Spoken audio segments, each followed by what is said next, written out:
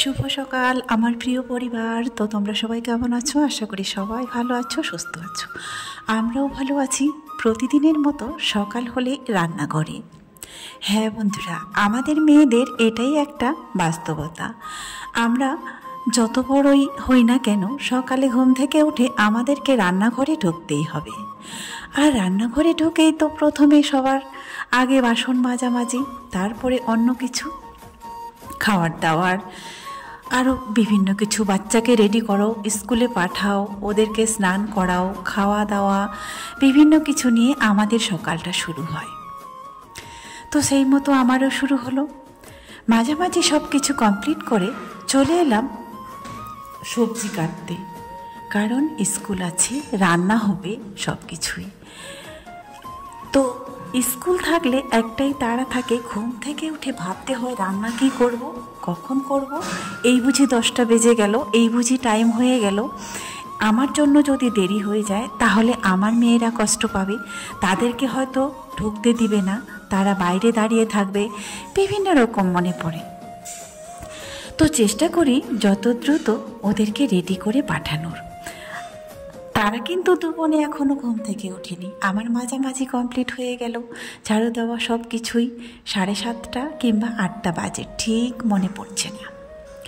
ততক্ষণে ভাবলাম আমি সবজিটাও কেটে নিই, আর মনে মনে ভাবছি এই শিম ভাজা আর ডাল করব আজকে। অনেক দিন যাবৎ ডাল খাওয়া হয়নি, তো শিম ভাজা আর ডাল বেশ সুন্দর জমে যাবে, এটাই ভাবলাম। বাচ্চাগুলা ডাল বিশেষ করে পছন্দ করে। তারপরে যেটা করেছিলাম, মুগ ডাল আর মসুর ডাল একসঙ্গে মিশিয়ে রান্না করেছিলাম। তারপরে ডালটা সিদ্ধ করে নিয়েছি, এবার গ্লাস দিয়ে এইরকম করে ঘুটে নিচ্ছি। তারপরে আমার তো আবার তেলে দেওয়ার অন্যরকম টেকনিক। আমি এই তেল আমার ঘরে হচ্ছে খুব অল্প আছে, তেল শেষ হয়ে গেছে, তাই ভাবলাম এই কড়াইতে শিম ভাজাটা করে নেব। এই যে ওইখান থেকে রসুনটা আর মশলাটা উঠে দিয়ে দিয়েছি ডালে দিয়ে দিয়েছি, আর এইখানে দিয়ে দিলাম পেঁয়াজ কুচি আর লঙ্কা কুচি। এইখানে এবার দিয়ে দেব শিম ভাজিটা। ডালটা হয়ে গেছে। ভাতে সাথে একটা আলু সিদ্ধ দিয়েছিলাম। এই ডালের সঙ্গে যদি আবার আলু সিদ্ধটা না হয় তাহলে কিন্তু যেন অসম্পূর্ণ রয়ে যায়। হ্যাঁ, আমি খাবো না কি বলি, কিন্তু তাও দেখো আমার মন মানে না, খেতে খেতে দেখা যাক এক টুকরো নিয়ে নিলাম আলুর মাখা। তো এরকম করে কিন্তু বন্ধুরা আমাদেরও খাওয়া হয়ে যায়, ওদের তালে তালে আমারও খাওয়া হয়ে যায়। কিন্তু এই যে শরীরে কতটা ক্ষতি করবে সেটা না ভেবে টুক করে একটু খেয়ে নিই। চলো, এদিকে ডালটা ফুটছে আর এদিকে রিয়া আলু মাখা করছে। যত দ্রুত সময় হয়ে যাচ্ছে, যখন দেখবে না সময় একদম লাস্ট প্রান্তে, তখন ওরা দুবনে উঠে পড়ে লাগবে। কেউ হয়তো থালা নিয়ে যাচ্ছে, কেউ হয়তো ভাত খুলছে, কেউ হয়তো চাটনি করছে, এইরকম সবাই তাড়াহুড়ো করে লেগে যায় এই সময়টা। যাই হোক, আজকে আমাদের ন্যাচারাল খাওয়ার, এত সুন্দর খাওয়া, সত্যি পারফেক্ট একটা খাওয়ার। ডাল, আলু সিদ্ধ আর টমেটো চাটনি করেছি। আমি ভেবেছিলাম সবার শেষে এই লঙ্কাগুলো দিলে মনে হয় সিদ্ধ হয়ে যাবে, কিন্তু না, সিদ্ধ তো হলোই না। যাই হোক, অর্ধেকটা সিদ্ধ হয়েছে, না হলেও কাঁচা লঙ্কা দেওয়া যাবে। বন্ধুরা, এখন বাজে হচ্ছে 6:30, আর সেই যে সকালে খাওয়া দাওয়া করে গেছি, আর কিন্তু ব্লগে আসা হয়নি। তো 6:30, এখন আর বাইরে বের হবো না, কোথাও যাবো না, এখন ঘরেই থাকবো। দুবনি গিয়েছিল স্কুলে, স্কুল থেকে একটু আগে এলো, 5:30 বেজে গিয়েছিল আস্তে আস্তে, কারণ এখান থেকে স্কুলটা অনেকটাই দূর। তো সারাদিনে আর তো কিছু তোমাদের দেখাও হয়নি, আর ব্লগে আসাও হয়নি। তো একটু আগে এসে আজকে দুপুরে এসে স্নান করে গিয়েছিলাম। এই যে স্নান করা, শ্যাম্পু করেছিলাম, স্নান করে চুলটা ছাড়াই আছে এখনও। তো এসে খেয়ে দিয়ে আবারও চলে গিয়েছিলাম। তো একটু আগে এলাম, আর কোথাও বের হবো না এখন। আর রান্না তো 10টায় হয় এখন ওদের স্কুল কন্টিনিউ চলবে। স্কুল চলবে মানে রান্না আর রাতের বেলা এখন কিছু না হলেও করতে হবে, কারণ 10টার ভাত খুব ঠান্ডা হয়ে যাবে, না হলে আবার থাকবে না, এরকম আর কি। তো এখন রাতের বেলা হচ্ছে বন্ধুরা রুটি বানাবো কটা ভাবছি। আর দুপুরে তো আজকে সকালে তো করেছিলাম ডাল আর শিম ভাজা। ডাল দিয়ে তো রুটি খাওয়া যাবে না, যাবে না বলতে না, তো দেখি রুটির জন্য কি করি একটা। আমার জন্য কিছু লাগবে না, ওদের জন্য গুড় আছে, ওরা গুড় দিয়ে খেয়ে নিতে পারবে। আমার জন্য কিছু একটা লঙ্কা টঙ্কা পোড়ালে হয়ে যাবে। তো ওরা হচ্ছে দুই বোনে ওই ঘরটায় পড়ছে, আর আমি এসেছিলাম ফেসবুকে লাইভ করবো বলে।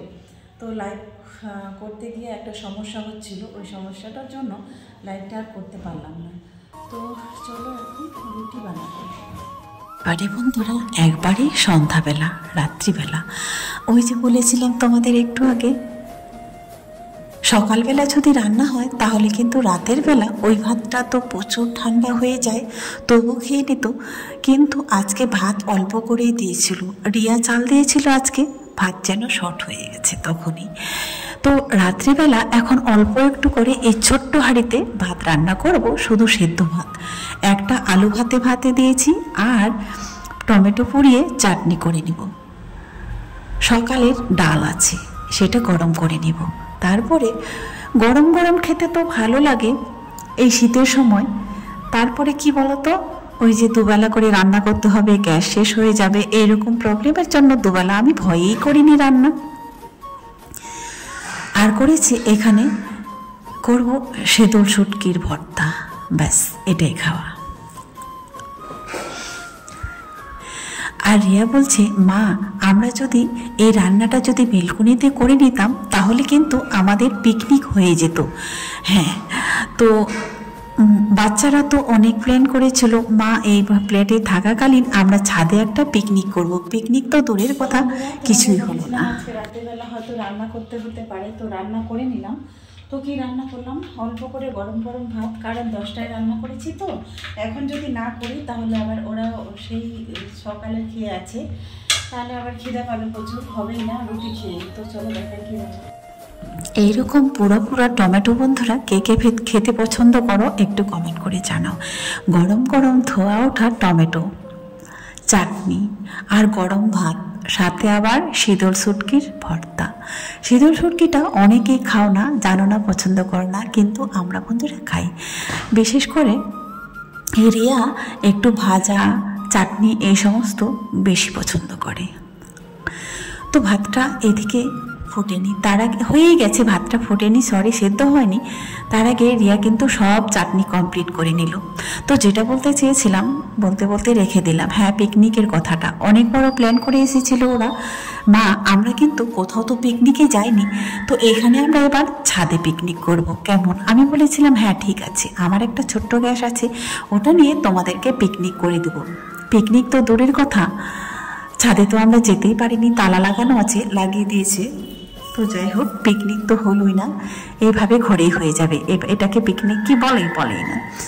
তো তাও বললো মা বেলকনিতে করি, তো আমি বললাম না এখানে আবার করব, হয়তো কি না কি বলবি। আসলে নিজের বাড়ি না হলে লোকের যে কত কথা শুনতে হয় তা শুধু আমরা যারা ভাড়া বাড়িতে আছি আমরাই বুঝতে পারি। আসলে নিজের বাড়ি যেমনই হোক না কেন তবু কিন্তু নিজের বাড়ি, আর পরের বাড়ি যতই কেন ফ্ল্যাট হোক না কেন, 7তলা 10তলা যাই হোক না কেন, তবু কিন্তু পরের বাড়ি। নিজের বাড়ির শান্তি আর পরের বাড়ির ভাড়া থাকাটা কিন্তু দুটাই কিন্তু বন্ধুরা অনেকটাই পার্থক্য আছে, যারা যারা আছে তারাই বোঝো। আমরা কিন্তু খাবো, এখন খাওয়া দাওয়া রেডি হয়ে গেছে। রাজিয়া তো স্কুল থেকে এসে ক্লান্ত হয়ে গেছে, কারণ আসার সময় ও সাইকেল চালিয়ে এসেছিল, আর হুট করে সাইকেল চালাতে দিয়েছে ওকে, তাই ও একটু ক্লান্ত হয়ে গেছে। আর আজকেই ও ফার্স্ট স্কুলে গিয়েছিল, এতদিন কিন্তু যায়নি। তো চলো এখন হচ্ছে গরম গরম খাওয়া যাক। আমাদের আজকের পিকনিক বন্ধুরা এটাই। তো আজকের পিকনিকটা তোমাদের কেমন লাগলো? হ্যাঁ বন্ধুরা, পিকনিক অবশ্যই যাব। আজকে হচ্ছে শুক্রবার, রবিবার একটা প্ল্যান আছে যাওয়ার, আমাদেরকে ডেকেছে, যদি পারি সেই পিকনিকটা তোমাদেরকে দেখাবো, অবশ্যই দেখাবো। তো জানি না কারা কারা এত জানুয়ারি শেষের দিকে পিকনিক করে, পুরো জানুয়ারি মাসটাই পিকনিক আমার কাছে মনে হয়। এই তো কদিন আগে যে কাঁসাই নদীর ধারে গিয়েছিলাম, সেখানে কিন্তু অনেক পিকনিক চলছিল। বলেছিলাম রাতেরবেলা ভাতটা খেয়ে শেষ করে দেব, কিন্তু দেখা গেল তবুও একটু কিন্তু রয়ে গেল। তারপরে ভাবলাম সকালে এটা ওদেরকে খেতে দিয়ে দেবো। তো আজকের মতো শেষ করছি। সবাই ভালো থাকবেন, সুস্থ থাকবেন। আজকের মতো শেষ করছি।